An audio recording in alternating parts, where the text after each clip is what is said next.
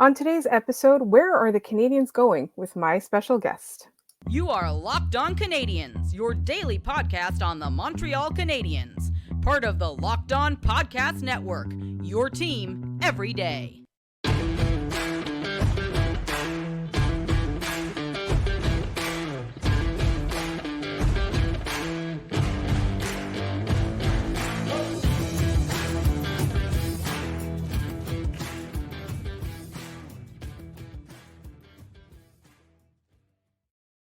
Hi there, everyone, and welcome to episode 1032, which is brought to you today by FanDuel.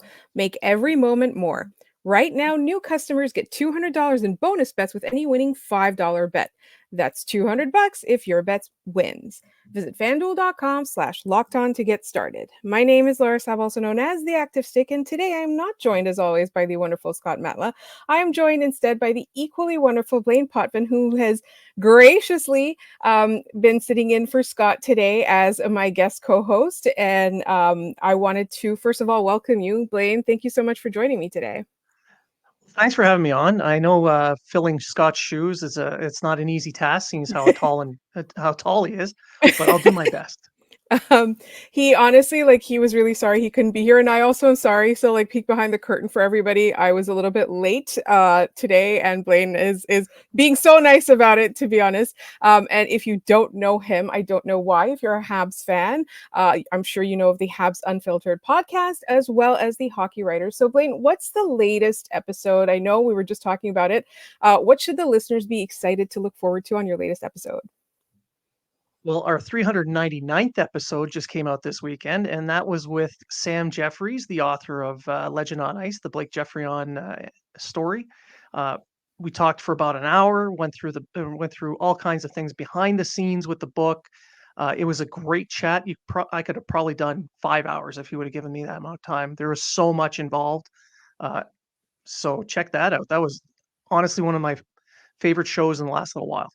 And it is a great book, and I'm definitely excited to listen to the episode. I checked for it earlier this morning, and I don't know. The day I lost track of the day. We're recording this pretty late, but I can't wait to listen to it. All right. So, do you want to really quickly go over that Calgary game? I think, from my perspective, there was a little bit the emotions for the Habs kind of clouded a little bit. Not clouded a little bit. It contextualized their efforts. How about that? Yeah, it was one of those games where it felt like they were in it the whole time, but they really weren't. Like their mind was elsewhere. Right. And of course, listeners, as you know, before the game started, it was announced that Martin St. Louis was going to be away from the team indefinitely for personal reasons. They've not announced what the reasons are. David Savard kind of hinted as what's going on. So, from our perspective, we're just going to wish the Marty the best, obviously, and his family the best.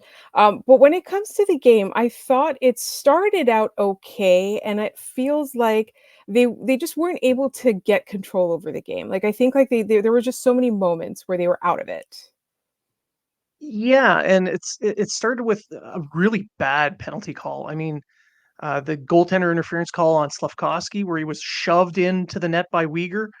We've seen such asinine calls when it came to goalie interference over this season, and to have that called, it just seemed crappy, I guess. And then Calgary goes and scores a goal on that power play. I know the Canadiens' penalty kill has been a little bit better recently, but you can still see it's fairly porous. Yeah. And I think that really set them off on the wrong foot.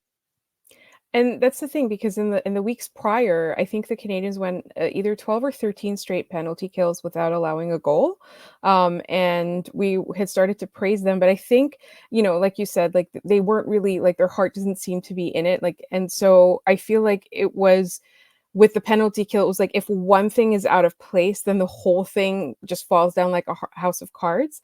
But I did feel like for the first period, they held their own, right? It was later on. And even in response to that, I obviously, that was extremely upsetting, but they did seem despite the emotions of the evening and that egregious goal, I mean, we've talked at length about what it even is. I'm pretty sure on both of our podcasts, we've asked each other this question: what is goaltender interference? But I felt like they recovered from that, but, like, overall, it felt like they just let the game kind of get away with from them at some point.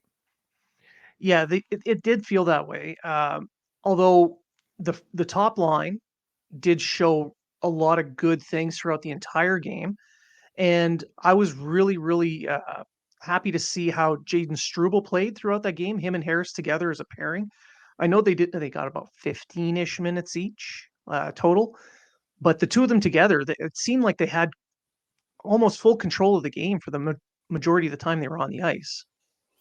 Yeah, and like, I know we talked about this before the season about whether or not, Jordan Harris should be traded or not, and I think now that they have Jaden Struble, it makes him a little bit more expendable, but it's really nice to see them play together because they both do things that are smart, calm, they don't allow things to get out of hand, and they're able to kind of control the puck, and, like, just keep the opponent from being able to get it, right? It's not flashy, you're not seeing them throw up points. You're not seeing them throw up massive hits, well, at least not in the game that we're talking about.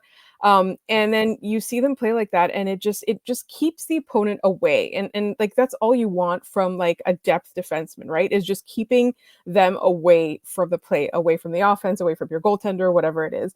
So that was really impressive, and like I just felt that the it felt like the game was kind of doomed from the beginning, but I did like that they tried very hard at first, and then obviously it unraveled by the end. But the next game's another game. It is against Edmonton, and we know that those are all circuses. And we will be obviously covering that after. But I wanted to turn our attention a little bit more to the season so far, because the last time we spoke was prior to the season.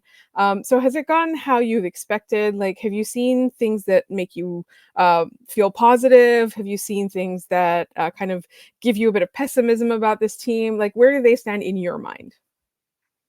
Well, when the season started, I kind of figured they'd be a team on the outside looking in, but they'd be highly competitive. But that was with a fully healthy roster.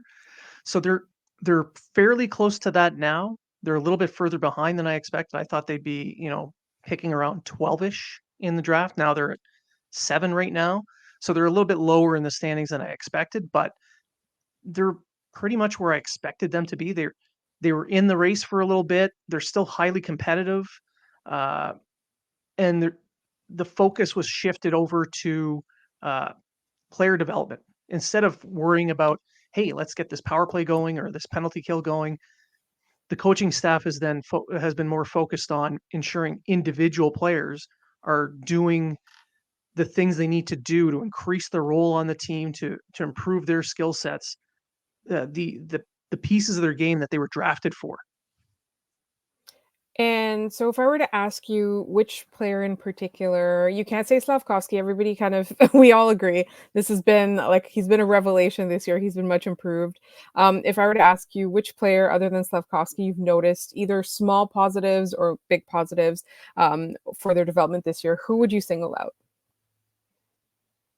Ooh, there's a few that I would probably name, but uh, Joshua Roy.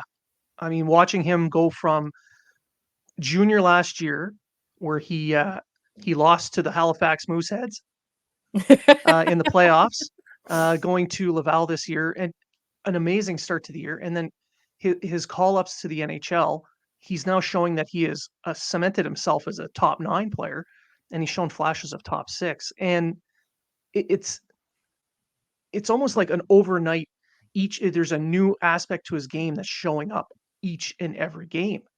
So that's what really excites me for next season is to see how he's going to take that and then build on it. And particularly if Slavkovsky stays up on the top line, there might be a place for Raw next to Kirby Doc. Like who knows what Kirby Doc can bring out of this player, right?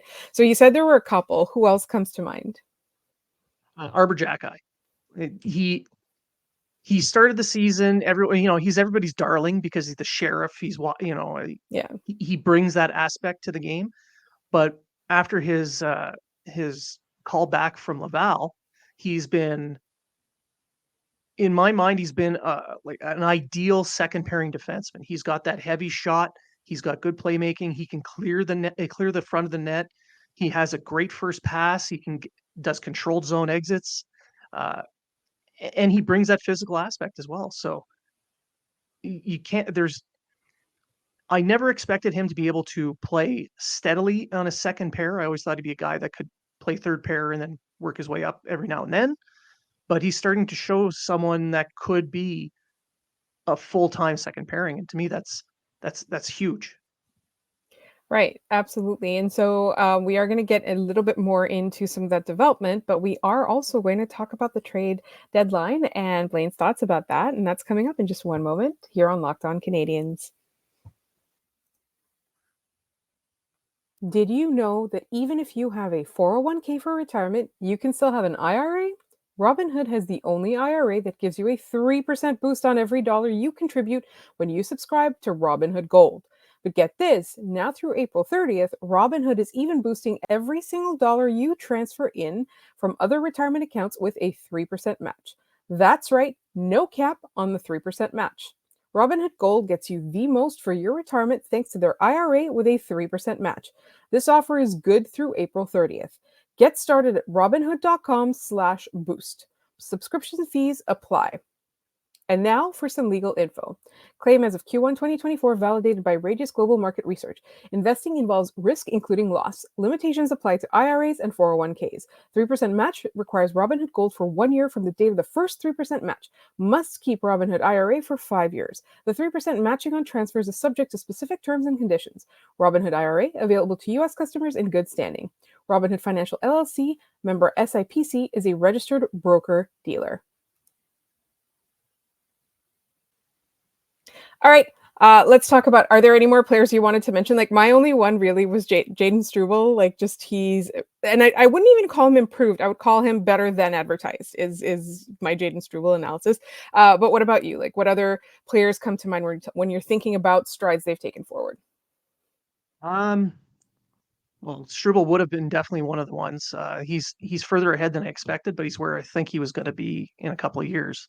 But I know Gooley gets a lot of flack for some of the mistakes he's made, but he's a sophomore NHLer who's playing on a top pair on his off wing, and he's still able to bring 20 minutes a night and give them that little bit extra. He does a little bit of everything, and that's a little bit more than I expected from him this year, especially on his off wing playing against top opposition. So Right. I'm pretty happy with him. It does feel like he has kind of the toughest assignments. I know in name, Mike Matheson has the toughest assignments, but it does kind of feel that the position that Gooley's been put in is definitely difficult. And honestly, for me, like I'm looking at this and I'm like, when this team has the right personnel, the right depth, and they figured out what their identity is going to be, particularly defensively, like he's going to be such a major piece in that we're going to forget the arguments we've had about him all season long this season. But I did want to turn our attention a little bit to the trade deadline because, you know, the Canadians did some things, but they didn't do a lot of things. And I don't necessarily think this would have been the year. But where would you, like, were you happy? Were you disappointed? And like, maybe give them a letter grade. Um, I For a letter grade, I'd probably give them a B minus, like just past a C plus, right into the Bs. Um, they didn't do a lot, but the fact that Hughes didn't have to do anything, and he was still able to make a couple of really solid moves that helped the team in the future. I think I think that's really the focus. Like he wasn't rushed to do anything. He didn't panic. He set a value and he stuck to it. And I think the reality is that some of the players that fans were clamoring to have him trade, like a David Savard, for example, or well, David Savard is different because I feel like at this moment in time, with David Savard, it might have not have been the right timing, right? It wasn't like there was no right team that came along with the right offer. Where somebody like a Dvorak or Tanner Pearson or Josh Anderson in particular, a Yoel Armia, like those are much harder sells. Like it's not a situation where like everybody's trying to trade for these guys and then Kent Hughes just picked the wrong return, right? So for me, like the fact that he didn't do anything rash was like it's what pushed it above a C for me too as well. Like we I think Scott and I kind of compromised. He had B minus, I had B, and it was because he didn't retain an obscene amount of salary to get rid of Josh Anderson, for example, or anything like that, right? Um, but my I mean, this kind of is going into the what they should do next territory, but was there something that you wish they would have acquired, like a player or a particular prospect or anything like that that you wish they would have acquired this past trade deadline? Well, I mean, everybody would love to see them snag that missing elite hockey player, become a buyer in some way, but I think that was unrealistic for a trade deadline. But taking a chance, buying a lottery ticket on a kid like Perot, a former first rounder who has a very high ceiling, but he's a boom or bust type of prospect. I mean, if for the cost of Jan Mishak, who sadly I think he's going to be an NHL player, but in the Canadian system, he's kind of redundant. So you use that to take a chance. I like that little bit of a gamble. Right. And like from my perspective, it feels like for Jan Mishak, if it was gonna happen, it wasn't gonna happen here. And then for Perot, I keep wanting to call him Gabriel Perot. It's Jacob. The one we got was Jacob. So and for him, if it was gonna happen, it wasn't gonna happen in the Ducks organization, right?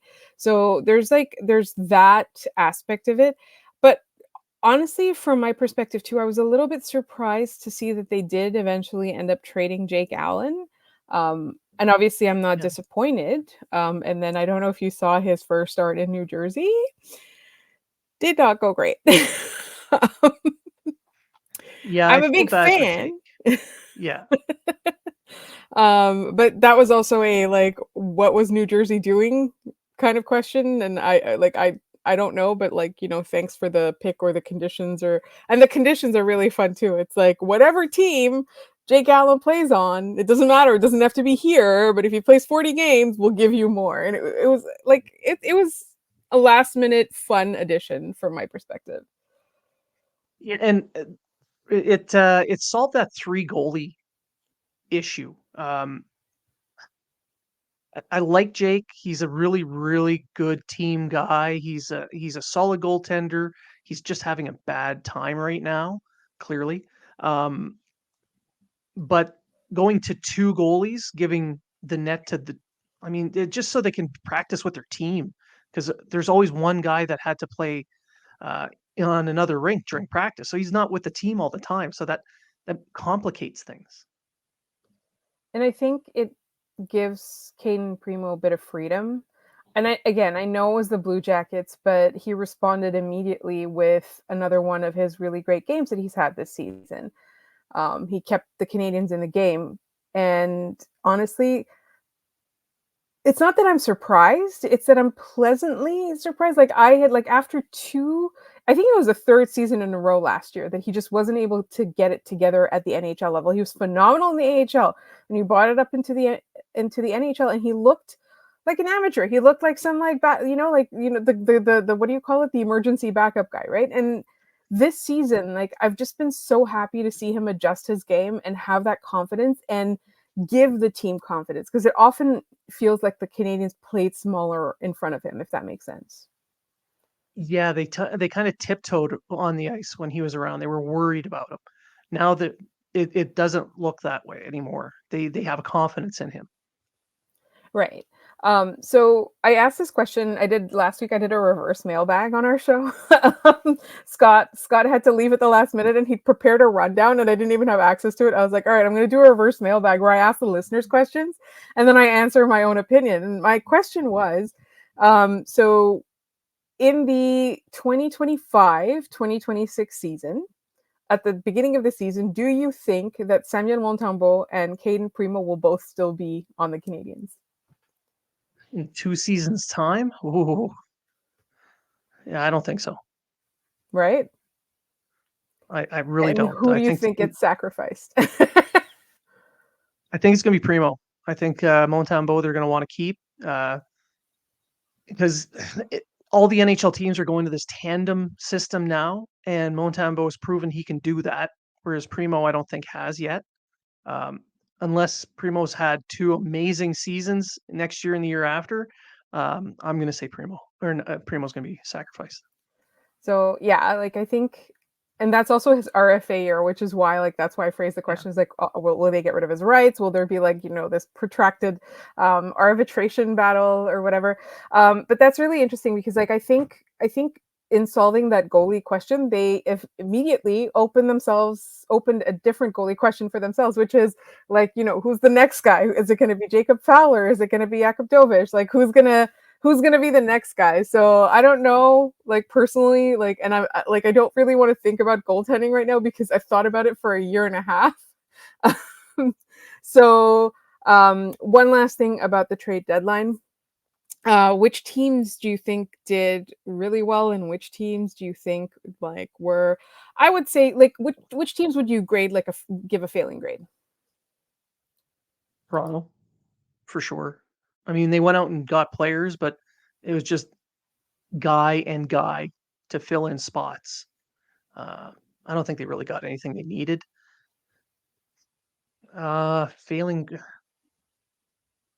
Ottawa, I guess I would give them a failing grade. They're not buyers, but uh, man, the value they got back on their trades was bad, and They that's about trade it. like Yeah, they draft. yeah, they just dove right in. They Stutzeled. It was honestly like and that's it. Like it was really fun to kind of see like, the Canadians, they even if they didn't make that Jake Allen trade, for example, I was like, they're fine. They're not getting actively worse or anything like that. I think Calgary didn't get as much return as they should have, but that was pay like that essentially it paled in comparison to Ottawa, right?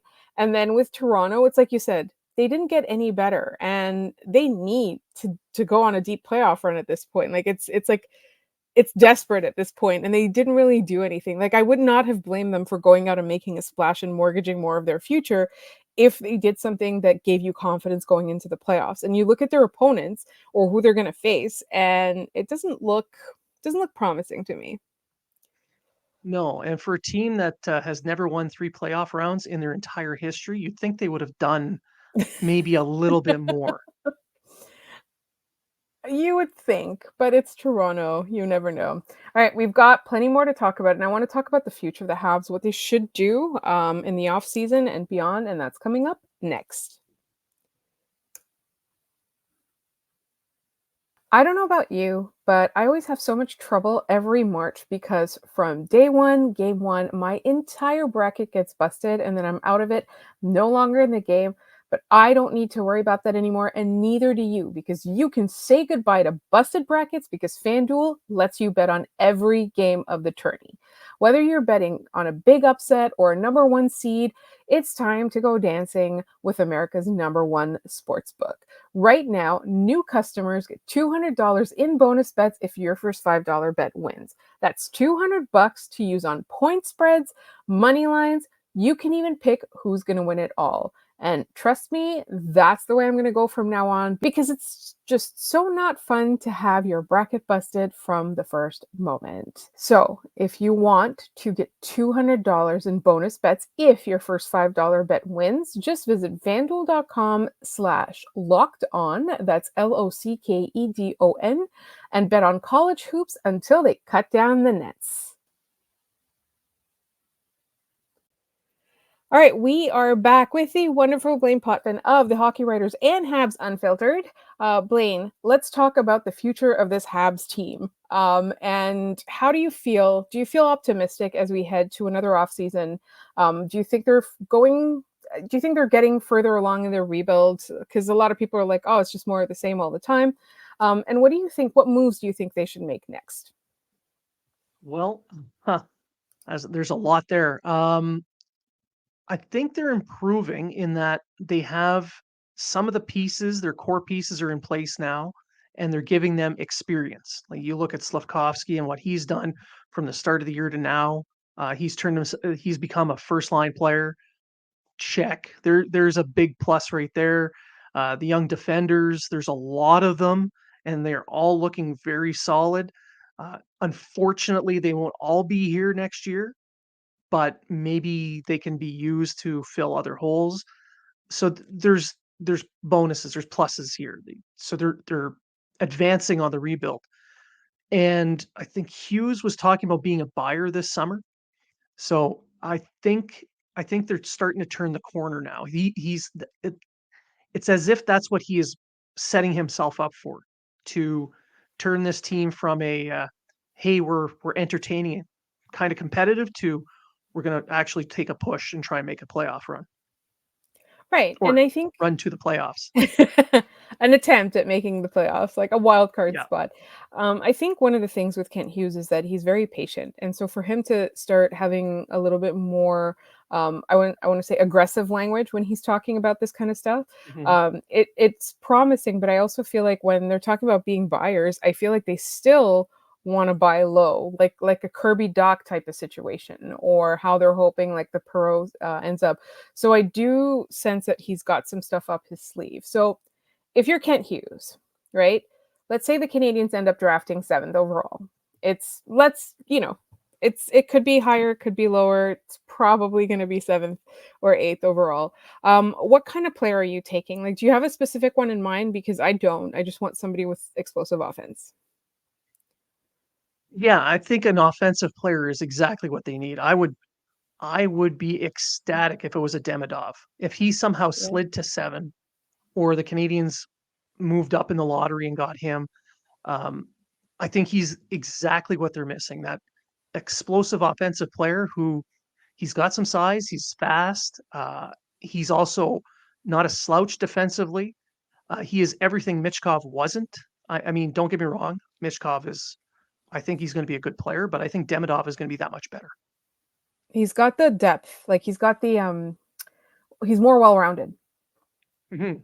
Yeah. Yeah, exactly. So I do think that they're going to focus on an offensive player with that pick, but that's someone that's not going to be there for probably a year or so. And I think the Canadians have a lot of patience. All Yeah. right, so we're talking about Reinbacher and Engstrom coming over this season. Do you think they trade away some of these young defensemen or defensemen that are not so young? Let's say at the draft.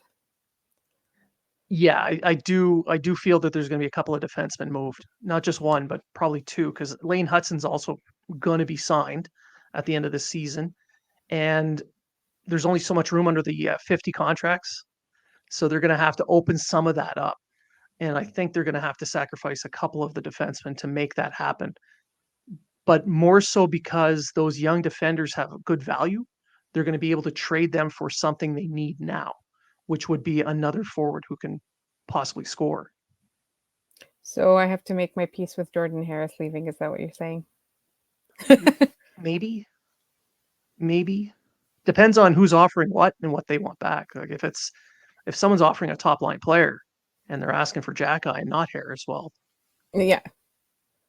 And that's another thing too with Jack Eye, like with the way he plays is so physical and he has value that like I feel like now is the time to capitalize on it.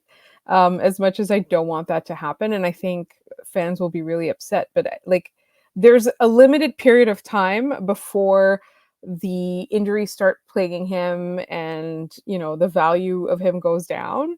But I don't see them trading him as much as I see them for sure trying to find a buyer for Savard, and getting rid of either Struble or Jordan Harris, and potentially even another guy from the AHL because I also think that they want to make room for these guys. Like they talked about Adam Ekstrom coming over for good. We don't know about David Reinbacher, but it does feel like he's kind of maximized what he's going to do in Europe, so they probably would want him in North America. And then you've got like Logan Mailloux might make the team out of camp, right? And that solves the AHL problem, but then you still have that so many defensemen to deal with and develop. So I don't necessarily see them picking another defenseman like in the top in the first round or their first few picks. But I do think that we're going to see a lot of change on that front. We're going to see less change on the offense front. yeah, yeah. I think the forward group is going to be the one that's going to have the most turnover, um, especially their focus at the draft. I mean, last year was the goalie draft. They went and got a ton of goalies. This year, I think it's going to be a forward draft, and I think that Winnipeg pick is going to be sacrificed, along with probably one of those defensemen that you had mentioned, to get a forward who can actually play in a top six role, a legitimate top six forward. So it's going to be tough to. I hate to see any of them go, but I, depending on what they get, then I might not be as mad. Yeah. And, like, you never know what can happen between now and then. You also never know, like, the lottery has to happen for us to know when they're going to pick. But are there any other things that you want to see, like maybe in a front office capacity? I was really happy to see that they appointed one of their AGMs, literally the GM of Laval. I thought that that was something that was a long time coming. And like from a front office perspective, like I would like to see a lot more defensive and video work and consultants Mhm. on that front. What about you? Well, with the importance of this, the upcoming salary cap issues that the team is going to be facing, they're going to have about $49 million opened up in the next couple of seasons. I think John Sedgwick is going to need a little bit more help now that he's also the AGM and the GM for Laval. If they can expand his department a little bit, I think that would be very, very helpful because as important as it is to have the development and the scouting, you want to keep these guys. So you have to find ways to play with the salary cap. And I think that's the next step. The salary cap math. All right. Rapid fire. How soon do you think the Canadians can make the playoffs? I think they could make the playoffs next year if they make a couple of moves. And how soon do you think they'll be actual contenders? Maybe 3 more years. And then finally, this I love to ask this question. Do you think Nick Suzuki will be the top line center of this team for the next 5 years? Ooh. I'm gonna say yes. I'm gonna say yes because he's that the prototypical two-way center who can match up and then still produce. So I'm gonna say yes. I honestly like he's been so impressive this season too. Like he's putting up Selkie numbers. Like, I know his idol is Patrice Bergeron, but even Patrice Bergeron has noticed him, which is Yeah. um that's the key thing. All right, so real quick, I like this one by so quickly. Will you come back? Oh, Well, absolutely. will you come back as soon as you can? How about that? Yeah. Yeah. um, I'm more than happy to come back on the show sometime next season when I'm back home. um, But in the more than meantime, happy to tell send people some stuff in between. there'll be some stuff, and we obviously wish you the best with that. In the meantime, where can people find you? Please let them know. You can find me at the Hockey Writers. You can find me at Habs Unfiltered. I do a couple of things with recruits with Grant McCagg. You can see me kind of. I do some freelance there, so whenever he needs someone for the QMJHL, I'm the guy. Um, so yeah, you can find me at all those spots. And as for us, you can find us on Twitter at LO_Canadians. You can find us wherever you get your podcast as well as on YouTube. Three Up, Three Down will be back after the Edmonton game. But in the meantime, I have another special guest tomorrow. So hopefully you will join us.